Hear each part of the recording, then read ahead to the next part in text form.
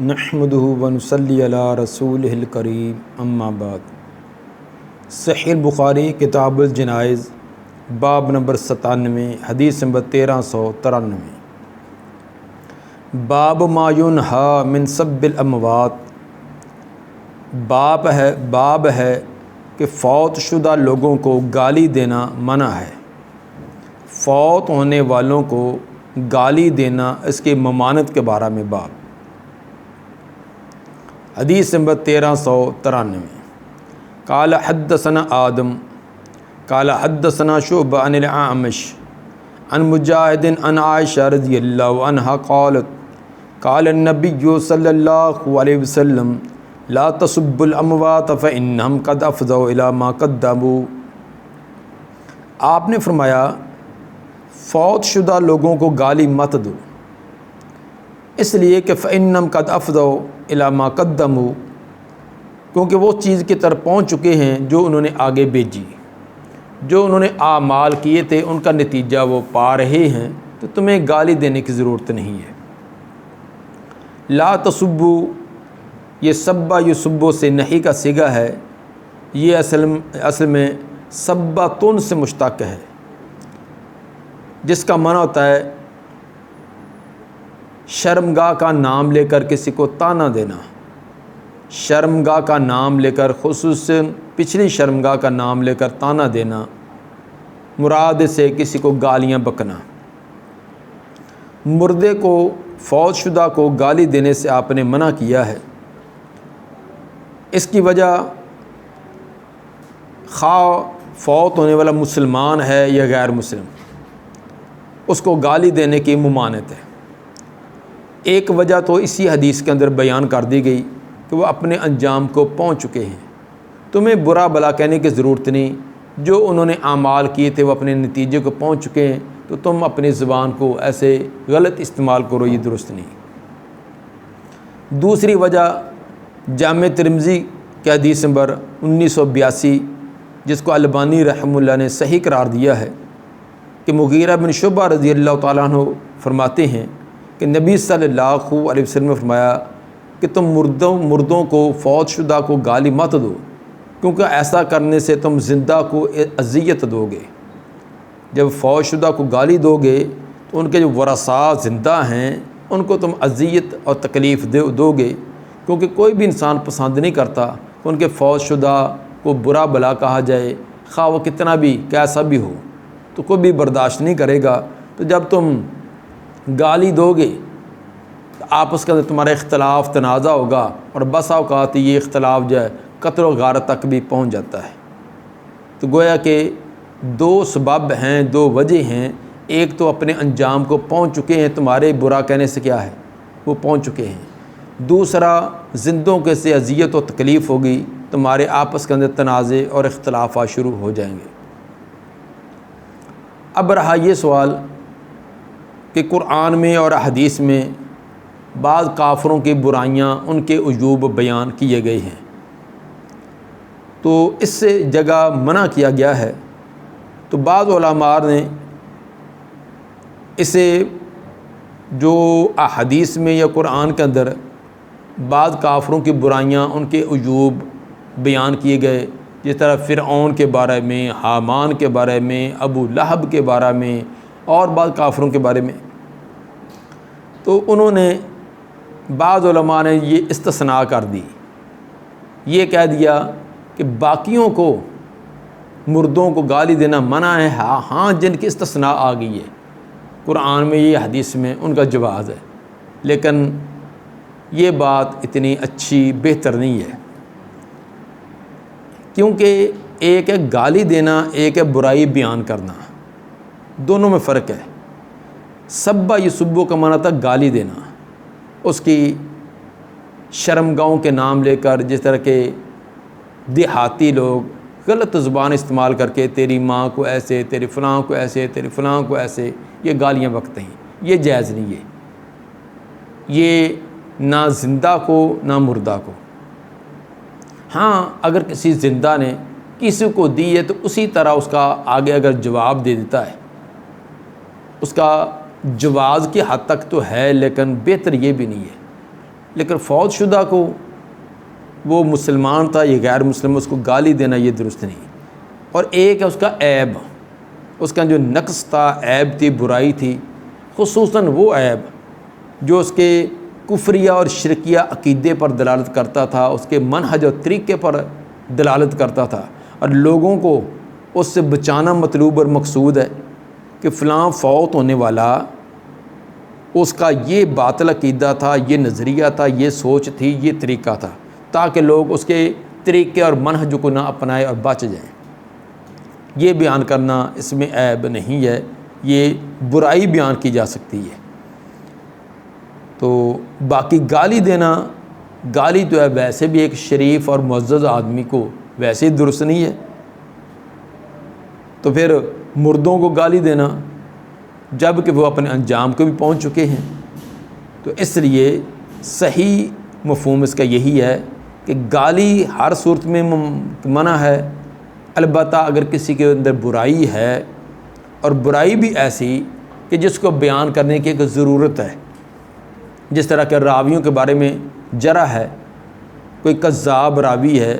جھوٹی روایتیں اس نے گاڑ گاڑ کر اپنی طرف سے آگے بیان کی ہیں، اب اس پر جرح کریں، اس کے عیب بیان کریں۔ اسی طرح کوئی اور باطل عقائد کی تشہیر کرنے والا تھا اور غلط کتاب لے کے آیا، غلط سوچ اور فکر اور نئی ایک تنظیم سازی کر کے جو اسلامی تعلیمات کے منافی ہے، تو آپ اس کا وضاحت کریں کہ یہ تمام اصول اور قانون یہ خلاف ہیں اور یہ شریعت اور اسلامی تعلیمات کی مخالفت کے اندر یہ چیزیں وضع کی گئی ہیں، تو اس کو بیان کر سکتے ہیں۔ باب نمبر 98، باب و ذکر شرار الموتا،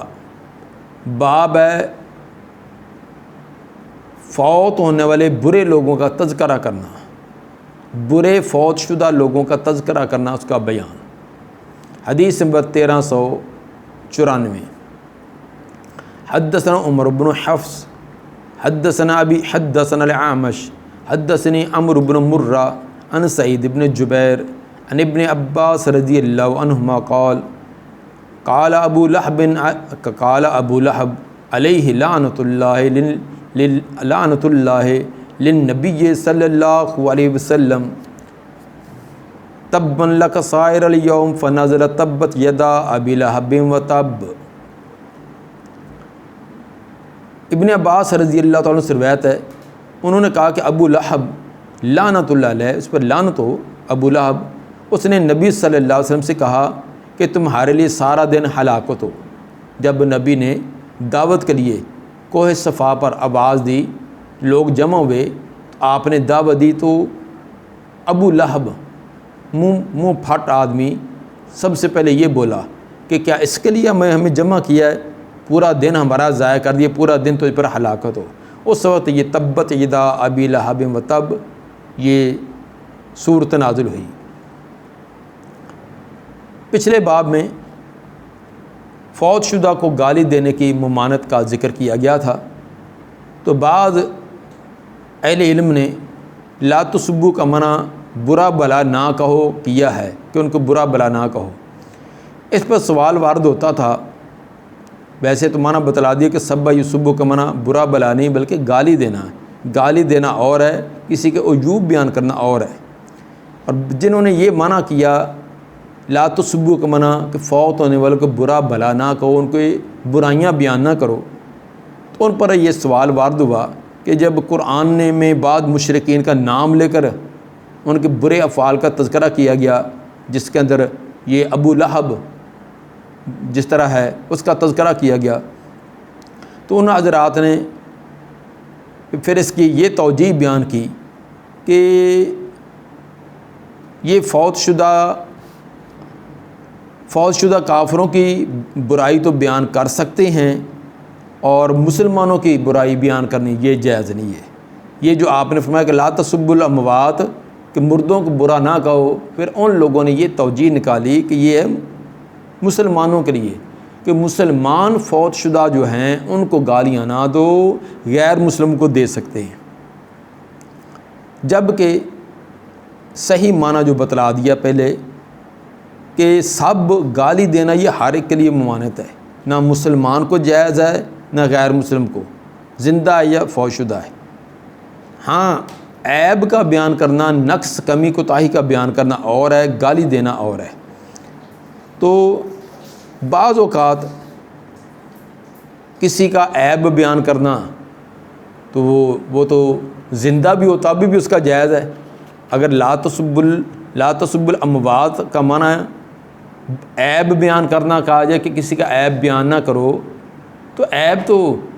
زندگی کے اندر بھی کسی کا بیان کیا جا سکتا ہے۔ مثلا اسے کوئی شادی وغیرہ کا معاملہ ہے، کاروبار کا ہے، لین دین کا، قرض کا، کوئی کس سے پوچھتا ہے کہ فلاں آدمی کیسا ہے، اگر 2 نمبری ہے، فراڈیا آدمی، تو اس کو بتلا سکتا ہے بھی بھائی اس سے بچو، یہ تو ایسا آدمی ہے۔ اور اسی طرح فوت ہو گیا ہے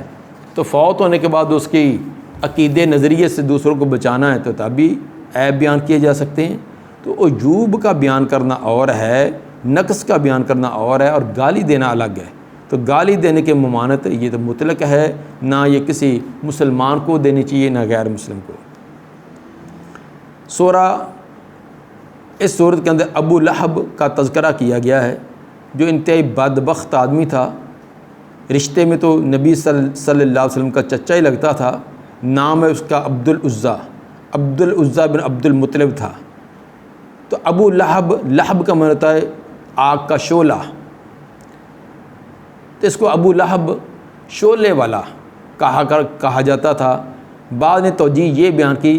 کہ اس کا رنگ سرخ تھا، جس طرح کہ آگ کا انگارہ ہوتا ہے اس طرح ٹمٹماتا تھا، ہٹا کھٹا، حرام خور، کھا پی کر جو حرام خور ہوتے ہیں جان تو ان کا گوشت تو چڑھنا ہوتی ہے، چربی تو چڑھتی ہے، اسی طرح یہ بھی بڑا رنگ ڈھنگ والا اور سرخ چہرے والا تھا۔ بعد نے توجیہ یہ بیان کی، بعد نے کہا کہ نہیں، طبیعت کا بڑا تیز تھا، معمولی سی بات سن کر آپے سے باہر ہو جاتا تھا، اس طرح آگ کا شعلہ اس کو کہا گیا تھا۔ دنیا کے اندر تو ابو لہب اس طرح رہا کہ اپنے سرخ رنگ کی وجہ سے یا تیزی کی وجہ سے تو مرنے کے بعد تو ابو لہب بانی گیا، جہنمی بن گیا، شعلے والا بن گیا، شعلوں کے اندر گیا۔ تو یہ صورت اس وقت نازل ہوئی جب ابو لہب نے نبی صلی اللہ علیہ وسلم کی بے ادبی و گستاخی کرتے ہوئے یہ غلط لفظ استعمال کیے کہ تو نے ہمارا وقت ضائع کر دیا، ہمیں آوازیں دے دے کر بلایا کہ جمع ہو جاؤ جمع ہو جاؤ، ہم نے سمجھا کہ پتہ نہیں کیا کوئی پریشانی اور آفت آگئی جس کی وجہ سے بلایا جا رہا ہے، اور دعوت ہمیں آگے اسلام کی دے دی، اب باؤ جداد کے دین کو چھوڑ کر ایک نئے دین کو اپنانے کی دے دی۔ اس وقت جو اس نے غلط لفظ استعمال کیے تو اس کا جواب اللہ تعالیٰ نے خود ایک صورت نازل کر کے اس کو دے دیا۔ تبت یدا ابی لہب و تب، اس کے 2 معنی اہل علم نے اور مفسرین نے کیے ہیں۔ پہلا معنی تو یہ کہ یہ خبر دی گئی ہے کہ ابو لہب کے دونوں ہاتھ ہلاک ہو گئے اور خود بھی ہلاک ہو گیا، یعنی یہ خبر دی جا رہی ہے کہ وہ تباہ و برباد ہو چکا ہے۔ اگرچہ اس وقت وہ نہیں تھا، لیکن اس کی تباہی اور بربادی میں اتنا یقین ہے، ایسے سمجھو کو ہو ہی چکا ہے، کیونکہ اللہ تعالیٰ کی خبروں کے اندر کذب نہیں ہو سکتا، جھوٹ نہیں ہو سکتا۔ وہ اگرچہ زندہ تھا، صحت مند تھا، کوئی کسی قسم کا کوئی عارضہ نہ تھا، لیکن قرآن نے اسی وقت خبر دے دی کہ ایسے سمجھو کہ یہ تباہ ہو ہی چکا۔ دوسرا معنی یہ بد دعا کے لیے، اس وقت معنی یہ بنے گا کہ ابو لہب کے دونوں ہاتھ ہلاک ہو جائیں، اور حقیقتاً وہ ہلاک ہو گیا، یہ بد دعائیہ کلمہ اس کے لیے۔ تو یہ دوسرا یہ معنی جو ہے امام فرا نے یہ معنی کیا ہے۔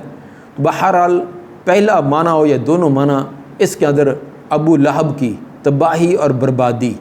کے لیے بد دعا بھی ہے اور اس کی خبر بھی ہے۔ بعض لوگ بڑے عجیب وہ سوچ رکھتے ہیں، وہ کہتے ہیں کہ یہ سورۃ اللہب اور سورہ عبس و تولی یہ تلاوت نہیں کرنی چاہیے، خصوصاً نبی کی قبر کے پاس تلاوت نہیں کرنی چاہیے۔ بھئی کیوں نہیں کرنی چاہیے؟ کہتے ہیں اس سے اللہ کے رسول کو اذیت ہوتی ہے، کیونکہ اس میں ابو لہب نبی کا چچا تھا، اس کی برائی بیان کی ہے، تو نبی کو تکلیف ہوتی کہ میرے چچا کی برائی بیان ہو رہی ہے۔ اور سورہ عبس کے اندر آپ کے ایک صحابی پر آپ نے غصے کا ناراض کا اظہار کیا تو آپ کے اس کے اندر تھوڑی سی تنقیص سی معلوم ہوتی ہے، اس لیے یہ نہیں پڑھنے چاہیے۔ کیسی عجیب لوگوں کی سوچ ہے۔ نعوذ باللہ، یہ کہتے ہیں کہ قرآن کے اندر نبی کی کوئی بے ادبی، کوئی گستاخی، کوئی تنقیص والی چیز بیان کی گئی ہے۔ تو ایسے لوگوں کو یہ جاہل لوگوں کی باتیں ہوتی ہیں، یہ کوئی مسئلہ نہیں ہے۔ جہاں اور بعد نے ایک اور بھی بات کہہ دی، یہ نماز کے اندر بھی تلاوت نہ کریں۔ کیوں؟ اگر نماز کے اندر تلاوت کریں گے تو نبی کے چچا کی اس کے اندر بے ادبی ہوتی تو ہو،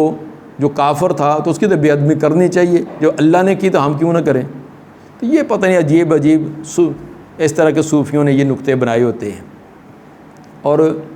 حتیٰ کہ بعض کا تو یہ بھی عجیب جو اہل حق ہیں وہ قرآن کی کوئی آیات بیان کرتے ہیں تو کہتے ہیں کہ یہ وہ آیتیں پڑھتے ہیں جس کے اندر نعوذ باللہ نبی کی کوئی حتق ہوتی ہے۔ یہ میں نے خود ایک مولوی سے سنا، کہتے ہیں کہ یہ جو لوگ ہیں نا اہل حدیثوں کو یا دیوبندیوں کا، یہ وہ آیتیں تلاش کر کے پڑھتے ہیں جس کے اندر نبی کی کمی کوتاہی بیان کی۔ استغفر اللہ، نعوذ باللہ قرآن کے اندر کوئی ایسی آیات بھی ہیں، ایسے الفاظ بھی ہیں جس کے اندر نبی کی کوئی تنقیص ہے۔ کیسے بےہودہ قسم کی بات ہے۔ قرآن پورا کا پورا نبی کی شان میں ہے، نبی کی مرتبہ اور مقام میں ہے۔ تو قرآن میں حدیث کے اندر کوئی ایسی چیز نہیں ہے۔ اصل کے اندر لوگوں نے اپنی ایک سوچ، فکر اور عقیدے بنائے ہوئے، مثلا انبیاء کو، صلحاء کو، وہ ان کا عزت احترام کرتے کرتے ان کو مقام دے دینا کہ جو اللہ تعالیٰ کے اختیارات دے دیے، تو کسی آیت میں کسی حدیث کے اندر اس کی نفی آتی ہے تو وہ سمجھتے ہیں کہ یہ آیت اور حدیث جب وہ ان کی شان کے اندر کمی کا سبب ہے، یا اور انہوں نے مصنوعی عقیدے جو بنا رکھے ہیں تو وہ سمجھتے ہیں کہ اس کے خلاف جو آئے گی تو وہ اس کی تلاوت کرنا اس کا درست نہیں ہے۔ یہی وجہ ہے کہ عرصہ طویل تک ایک گروہ جو ہے قرآن کے ترجمے کے خلاف تک ترجمہ نہیں ہونا چاہیے، اور اس کو سمجھتا تھا کہ یہ اللہ کے کلام کا ترجمہ، یہ تو قرآن کی شان کے خلاف ہے، اللہ کے کلام کے خلاف ہے۔ یہ تو شاہ ولی اللہ رحمہ اللہ، اللہ عنہ کو جزائے خیر دے، جنہوں نے سب سے پہلے فارسی میں اس کا ترجمہ کیا، پھر ان کے بیٹوں نے، شاہ عبد القادر نے باب محاورہ، اور دوسرے بیٹے شاہ رفیع الدین نے لفظی ترجمہ کر کے اس پاک و ہند کی قوم پر بڑا احسان کیا کہ جس کی وجہ سے ان کو شعور آیا، قرآن کا مطلب مفہوم سمجھنا وہ شروع کیا۔ بہت سارے لوگ، کیونکہ ایک وقت تھا لوگوں کو قرآن کے قریب تک نہیں آنے دیا جاتا تھا، صرف فر کر کے ایک لفظ کی 10 نیکیاں کما جاؤ، بس اس کا سمجھنے کی کوشش نہ کرو، اور ساتھ شرطیں لگائی کہ قرآن کو سمجھنے کے لیے 14 علوم کی ضرورت ہے۔ پہلے 14 علوم جو پڑھا ہو وہ قرآن کو سمجھ سکتا ہے۔ مطلب نہ کوئی 14 علوم پڑھے نہ کوئی سمجھے، ان لوگوں کی آنکھیں بند رہیں اور ہم جو کہتے جائیں لوگ کرتے جائیں، ہمارا حلوہ مانڈا چلتا رہے۔ تو یہ تمام غلط سوچیں اور فکریں لوگوں کو دین سے دور رکھنے کی قرآن اسی لیے آیا ہے کہ یہ منبع ہدایت ہے، اس کو پڑھا جائے، سمجھا جائے، اس کے مطابق اپنی زندگیوں کو ڈھالا جائے۔ اب پورے قرآن کے اندر ایک لفظ، ایک شد مد اور زبر زیر بھی ایسی نہیں جو کسی نبی کی، کسی ولی کی، کسی شہید کی، کسی بزرگ کی بے ادبی یا گستاخی پر دلالت کرے۔ سب کے سب شان میں ہیں، لیکن یہ اگر لوگوں نے اپنے انبیاء کو، اپنے صلحاء کو، اپنے شہداء کو اگر اللہ کا شریک بنا کر اس کے اندر الہی صفات ڈال دی ہیں تو ان کی تو قرآن کے اندر تردید ہے کہ اللہ کی صفتوں کے اندر کوئی بھی شریک نہیں ہے۔ بہرحال یہ اس طرح کے عقیدے جو ہے وہ درست نہیں ہے۔ تو یہ صورت جب مرضی تلاوت کر سکتے ہیں، جہاں چاہیں کر سکتے ہیں۔ ہمارے نزدیک محترم وہی ہے جو ہمارے نبی کی شان، عزت، احترام کرنے والا ہے، ان کا کلمہ پڑھنے والا ہے، مسلمان ہے۔ تو جس کی عقیدت ہمارے نبی کے ساتھ نہیں ہے، اللہ کے ساتھ نہیں، نبی کے ساتھ نہیں، قرآن سے نہیں، اسلام سے نہیں، تو وہ خواہ کتنا بھی خونی رشتہ ہو، کتنا بھی قریبی تعلق ہو ہمارا نہیں ہے، وہ غیر ہے۔ اللہ تعالیٰ ہمیں سمجھ عطا فرمائے۔ اسی کے ساتھ ہمارا یہ کتاب الصلاۃ